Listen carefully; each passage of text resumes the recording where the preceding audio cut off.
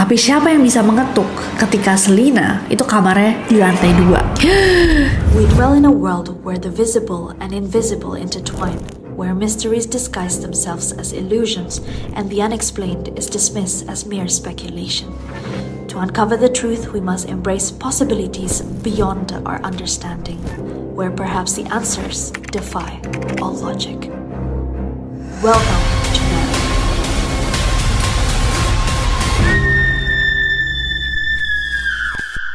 Hey guys, it's Nasi and welcome back to Neror. Kalau kalian belum subscribe ke channel ini, jangan lupa klik tombol subscribe-nya, terutama untuk kalian pecinta horor. Neroris, kalau last time kita bahas ceritanya Jay, pengalamannya saat dia lembur di salah satu bank besar di Jakarta. Kali ini kita akan baca ceritanya Selina. Selina adalah Neroris yang mengirimkan ceritanya ke requestnasi@gmail.com tentang pengalamannya saat dia menginap di salah satu hotel tertua di Yogyakarta. Saat kita riset, hotel yang satu ini ternyata memang sudah terkenal angker dan memiliki sejarah yang panjang banget. Saking lama sejarahnya dan juga sempat menjadi hotel yang sangat terkenal, Charlie Chaplin ketika datang ke Yogyakarta memilih untuk stay di hotel ini. Tempat yang sama juga pernah menjadi kantor markas Panglima Besar Jenderal Sudirman. Jejak sejarah apa yang tertinggal dalam hotel ini atau energi misterius apa yang bersarang di dalamnya mungkin akan kita ketahui sedikit dari cerita Selina malam ini. Neroris, siapkan diri kalian karena ceritanya Selina ini super creepy dan mampu membuat aku dan NCC merinding. Langsung aja, without any further ado, stop senyum-senyum, cause shit's about to go down. Oke, jadi pengalamannya Selina ini terjadi di tahun 2016. Tepatnya ketika Selina itu melakukan program exchange, pertukaran pelajar Fakultas Teknik di UGM. Berangkatlah Selina guys dari Jogja ke Surabaya, balik.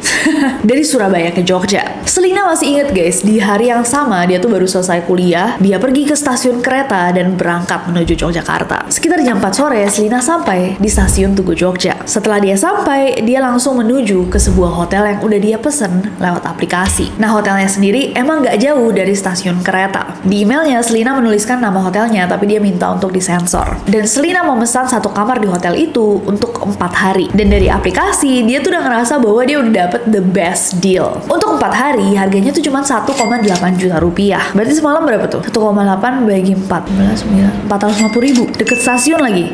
Area Malioboro pula. Ya betul. Sampai di hotel, Selina tuh langsung check-in dan dia tuh diberikan sama petugasnya sebuah kunci kamar dari kamar yang terletak di lantai 2. Selina nggak inget tepatnya kamar nomor berapa, cuman yang dia yakin adalah kamarnya tuh di lantai 2. Naiklah Selina ke lantai 2 dan dia udah siap untuk masuk ke kamarnya. Pas dia pertama masuk ke kamar itu, Selina bilang bahwa dia tuh cukup terkesima. Pas dia masuk, dia lihat kayak, oh interiornya bagus banget ya, klasik, tertata rapi dengan khas susunan Jawa. Bahkan pas Selina masuk guys, dia samar-samar bisa ngedenger ada suara musik gamelan bermain. Kamarnya nyaman, terus kayak wow. Selina mikir kayak bagus banget kamar ini. Mungkin jatuhnya kayak masuk ke hotel mewah heritage gitu kali ya. Yang kayak wanginya aja udah fancy dan kerasa bahwa kayak so old money Jawa.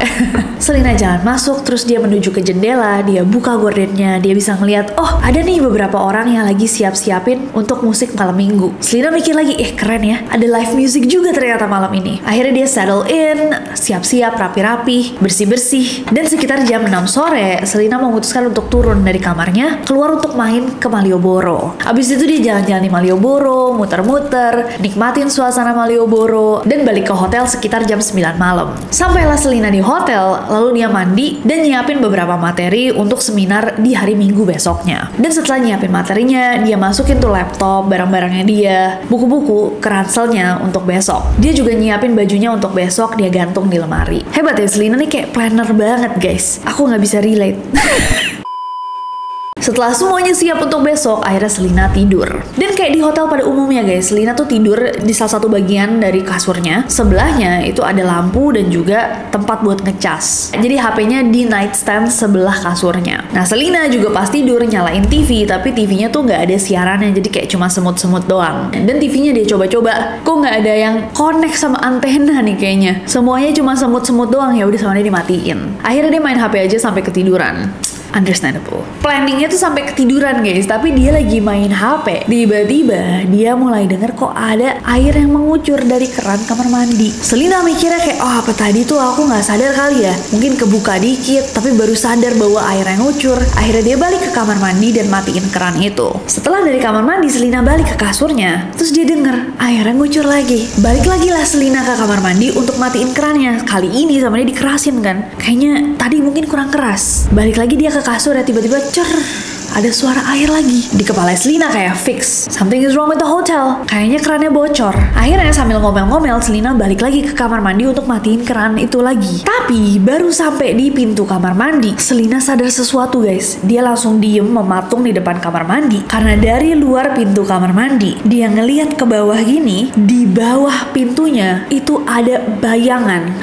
Bahkan bukan bayangan. Dia ngeliat ada sepasang kaki di depan keran itu, di depan wastafelnya. Dan pada saat dia refleks ngeliat kan ke atas gini, dia ngeliat bahwa sepasang kaki tersebut tidak memiliki tubuh. Jadi literally cuman kaki. Kalau nggak ada tubuhnya berarti sampai sini doang. Nah, kaki tersebut ngadep ke arah wastafel. Jadi Selina begitu ngeliat gitu pelan-pelan mundur dengan dada yang berdegup kencang guys. Dak dak dak dak. Cuma mencoba untuk kabur agar kaki tersebut tidak muter ke arah dia.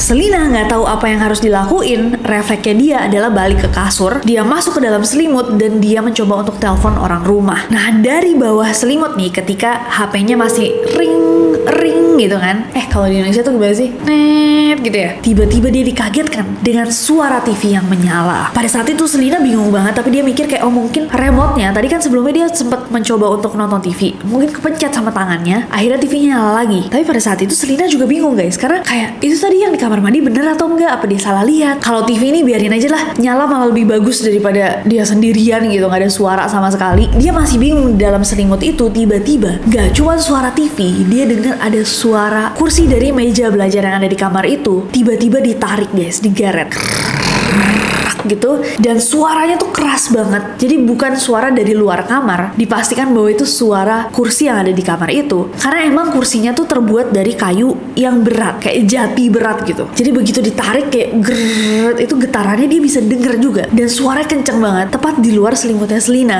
Selina buka selimutnya dan dia ngeliat beneran kursi yang tadinya seinget dia udah rapihin gitu keluar dari mejanya. Selina buka selimutnya, dia masukin kursi tersebut ke mejanya lagi, terus dia balik lagi kan ke kasur. Deg-degan di bawah selimut, tapi dia juga kepo banget. Dia penasaran kan, kayak what is happening? Malam ini nih kenapa gitu? Am I imagining things? Apakah aku berimajinasi? Dia buka selimutnya pelan-pelan, dia ngeliat dengan mata kepalanya sendiri. Kursi yang tadi dia udah dorong masuk ke dalam meja, itu pelan-pelan keluar sendiri. Kayak seakan ada yang pelan-pelan narik kursinya keluar dari meja itu sendiri. Selina yang pada saat itu udah mikir ini tuh udah gak logis, pasti ada sesuatu di kamar ini. Dan walaupun dia takut luar biasa, dia memberanikan diri untuk bilang, boleh main, tapi jangan berisik, besok aku sekolah. Gak lama kemudian dia dengar tak tak tak tak, suara yang datang dari jendela. Tapi siapa yang bisa mengetuk ketika Selina itu kamarnya di lantai 2. Selina memutuskan untuk lagi-lagi kembali ke dalam selimut dan mencoba untuk tidur, menghiraukan ini semua karena emang besok dia tetap harus seminar. Tapi ternyata Selina juga nggak bisa tidur guys, karena gangguannya itu nggak berhenti. Jam 1 malam tiba-tiba dia dengar ada orang ketawa kenceng banget. Suaranya datang dari dekat kamar mandi. Dan pas Selina ngeliat ke arah itu, dia ngeliat sosok yang nggak punya badan tadi duduk di atas lemari dan menggoyangkan kakinya. Dengan sangat jelas Selina bisa ngeliat bahwa sosok itu pakai rok merah dan kaos kaki warna merah juga. Pada poin itu, setelah ngeliat sosok itu dengan jelas, Selina membeku. Dia mau keluar kamar pun gak berani karena sosok itu ada di situ dan dia harus ngelewatin lorong kamar mandi yang gelap untuk menuju pintu keluar. Katanya guys, Selina cuma bisa duduk, diem, nangis sambil bilang, tolong, aku mau istirahat, aku besok sekolah, aku gak akan gangguin kalian. Dan setelah Selina menangis itu, sosok yang tadi ada di atas lemari hilang dan ketawanya berhenti. Nah saat itu Selina sedikit lega karena dia pikir, oh oke, it's done gitu. Mereka kayaknya mau mendengarkan deh permintaannya Selina. Terus dia beraniin untuk tidur lagi. Baru aja nih dia merem berusaha untuk tidur, tiba-tiba deket banget sama telinga Selina. Dia mendengar, halo.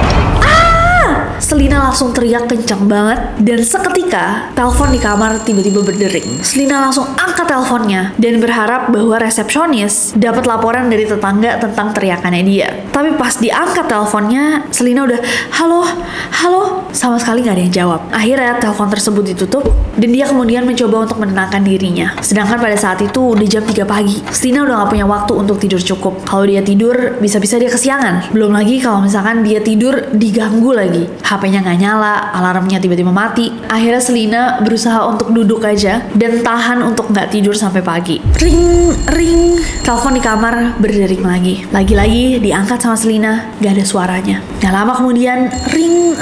Lagi-lagi diangkat lagi sama Selina, gak ada suaranya, diteriakin guys sama Selina. Pergi kalian semua, aku mau istirahat, aku capek, aku gak ganggu kalian. Dan setelah Selina ngomong itu, entah apa tuh yang terjadi di kamar itu atau dengan entitas-entitas yang ada di situ, energi-energi yang ada di situ, tiba-tiba semua gangguan yang dia alami itu, dari keran air di kamar mandi nyala, kursi tiba-tiba diseret maju mundur di depan dia. Sampai sekitar jam 4 pagi, Selina denger ada samar-samar azan subuh. Dia langsung cepet-cepet ganti baju, dia masukin tuh semua barangnya ke dalam tasnya. Dan pagi itu Selina udah kayak I don't care, aku mau tinggal di mana, yang jelas aku cabut dari hotel ini. Selina nunggu di bawah sampai jam 6 pagi, dia masuk ke breakfast, sarapan dulu di restonya, dan jam 7 pagi resepsionisnya udah siap guys untuk check out. Orang pertama yang muncul di resepsionis pagi itu, Selina langsung naruh kartunya, dia bilang saya mau check out. Ditanya kan, oh kenapa mbak check out, kan reservasinya buat 4 hari. Oh iya saya udah dapat kos. Padahal Selina sama sekali nggak tahu tuh hari itu dia mau kemana dengan semua barang-barangnya. Akhirnya resepsionisnya memproses check out Selina. Dia ambil kartunya Selina, dia lihat, terus dia ngomong sama temennya kayak bisik-bisik sama temennya. Terus dia bilang sama Selina, maaf mbak, ini tertera kamar nomor ini. Mbak tadi malam menginap di kamar nomor ini? Selina menjawab, iya mbak, saya tadi malam di kamar itu. Terus resepsionisnya bilang, oh boleh tahu mbak, kemarin mbaknya check-innya sama resepsionis siapa ya? Selina bilang, lah saya nggak tahu mbak namanya. Kemarin yang terima saya mbak-mbak kok, seragamnya kebaya kutu baru Jawa gitu mbak. Nggak tahu saya namanya siapa. Resepsionisnya menjawab, oh ya mbak, ini kan harusnya 4 hari ya. Ini mau saya ganti room lain aja atau di refund aja? Selina bilang, oh refund aja mbak, kan aku udah dapat kos. Jadi aku langsung pindah kos aja. Mbak resepsionisnya bilang, yakin mbak mau pindah ke kosan? Iya mbak, kenapa emang?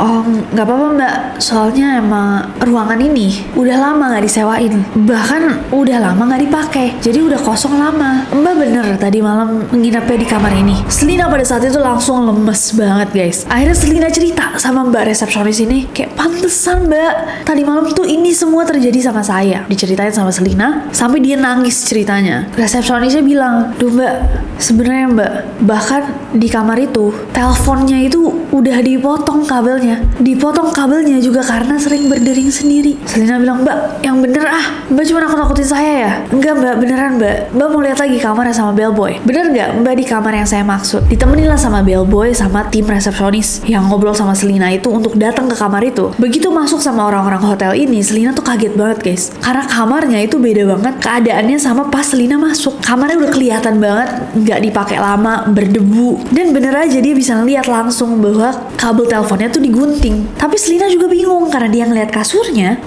itu dengan selimutnya tuh persis seperti Selina tinggalkan pagi ini. Bahkan wastafelnya, kamar mandinya basah, sama keadaannya seperti dia tinggalkan, tapi kondisi dari ruangan tersebut, dari kamar mandinya tuh beda. Nggak kayak kamar yang tadi malam ditinggalin sama Selina. Bellboy sama resepsionis yang nemenin Selina itu semua bingung, sampai akhirnya mereka manggil manajer hotel, jelasin semua yang terjadi sama Selina, dan sang manajer hotel itu langsung minta maaf dan langsung memberikan Selina full refund. Jadi dibalikin semua uang Selina. Bahkan manajer itu sempat bilang kayak, maaf Mbak Selina, kami juga nggak tahu kemarin siapa yang memberikan Mbak Selina kunci kamar ini. Soalnya staff kami juga sudah tidak pakai seragam yang kutu baru itu sekitar 10 tahun terakhir. Selina masih bingung banget, tapi abis itu dia nunggu di hotel, ditenangin sama staff hotel, sampai akhirnya dia dijemput sama temennya untuk datang ke seminar dan nginep bareng temennya itu sampai dia akhirnya dapat kos. Dan di akhir emailnya Selina bilang, jadi segitu aja Kanes ceritanya. Tolong banget untuk nama hotelnya disamarkan aja ya. Aku ngetik ini masih gemeteran banget karena berusaha untuk mengingat detail kejadiannya. Love you Kanes and team. Gimana, Neroris?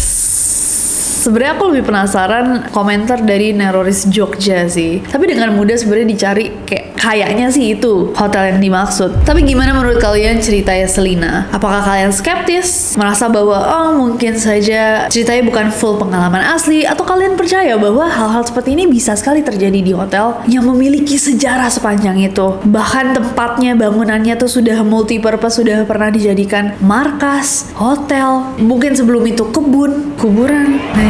Gimana menurut kalian? Coba Neroris komen di bawah. Well, I gotta go. Tapi kalau kalian punya cerita horor yang gak kalah mengerikan, boleh banget dikirim ke requestasi@gmail.com di bawah pengalaman horor Neroris terseram. Dan mungkin next time kita bisa ceritain ke Neroris yang lain. Terima kasih Selina udah membagikan pengalamannya. We love you too. Dan semoga kamu sehat-sehat dan senang-senang selalu. Dan untuk yang lain, jangan lupa untuk subscribe karena aku gak sabar untuk ketemu kalian lagi. Bye-bye.